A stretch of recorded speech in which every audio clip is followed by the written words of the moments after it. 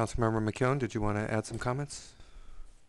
Well, now that we're done with the questions, yeah, I'd like to go to discussion and return to what to me is the very important subject of the street running part of the light rail line, where it really, as we have always envisioned it, will become a part of the fabric of our city and of that street, Colorado. Councilmember Holbrook mentioned Barcelona and what they've done there. Mayor Pro Tem Davis just talked about San Jose and how they didn't need to have fencing. And I guess that's really my concern. I've made something of a study over the years of how other cities have handled light rail in an urban environment.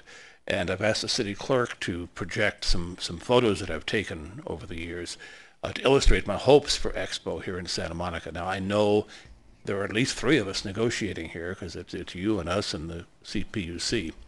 But I think there may be some things we can do that don't require the kind of fencing that would change the nature of the street. I really want us to end up with complete streets where everybody has access to all parts of the street.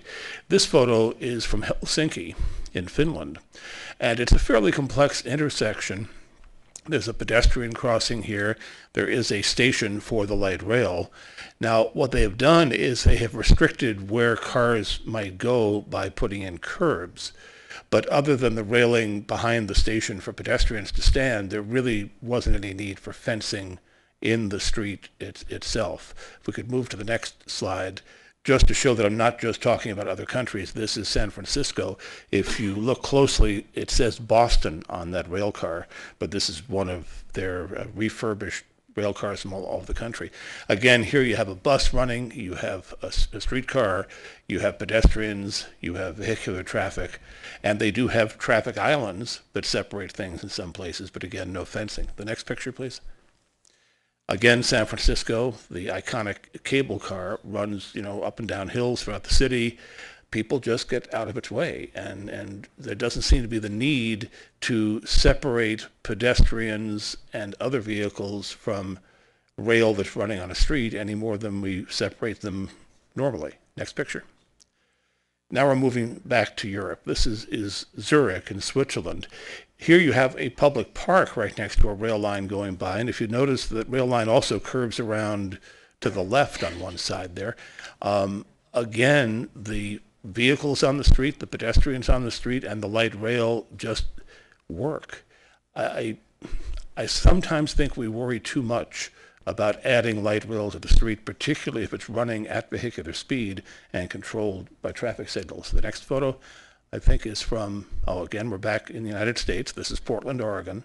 They have a very robust streetcar system, light rail, throughout the city. And again, you see how the street is laid out. There's really a delineated light rail pathway. It's concrete instead of asphalt, so that if you're driving, hey, you probably don't want to stop there and wait for a train to come hit you, but it's not fenced off. Next photo. I actually have used this in bicycle presentations. You can see why, but it also works for streetcars. This is in Bern, Switzerland. You look at the bridge behind, you can see all the bicycles on that road. These streetcars run right on the street, right next to bicyclists, pedestrians, and vehicles all sharing the road. Next photo. And in the downtown part of Bern, here you see intense pedestrian use.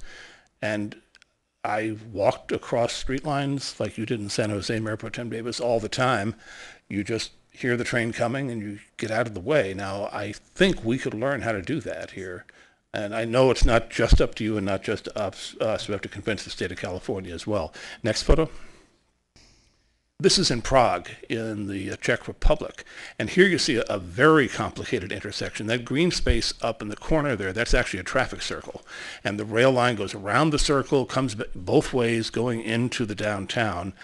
This train is actually moving away from us around the curve. And if ever you'd think there'd be a place where, because of the complexity, you'd have to separate the vehicles from the trains, you can see here that they don't, and it appears to work. Next photo. In downtown in Prague, here's a crosswalk, and you can see the gentleman in the shorts there. People just look. If there's a train coming, they don't cross the same as they would if there was a truck or a car coming. And next. In Prague, just so that you know, we're not talking about something very different from what we're doing. The light rail runs on dedicated paths, such as we will be doing on the Expo right-of-way in places. Obviously, in these places, the trains can run at a higher speed and do, as ours will and can. And these are separated. So the same train can operate in both modes. Of course, it takes, driver training to be able to do that, but I'm sure you can provide that. And I think this will be the last photo. This is Budapest. And this is always, to me, what I would love to have a street with streetcars look like. The streetcars have their own part of the street. The cars on the right in this photo, you'll notice, have their tail lights are lit. They're stopped in traffic. Those are not parked cars. They're actually in traffic. There's a traffic lane also on the left-hand side there. Trains are going both way. In the middle distance, you can see a couple crossing the street at a pedestrian crossing. There is no signal at that crossing. I didn't see any particular problem with that as it operated there. And they have, a system like this throughout their city operating that way. It probably would take a while for people in Southern California to get used to.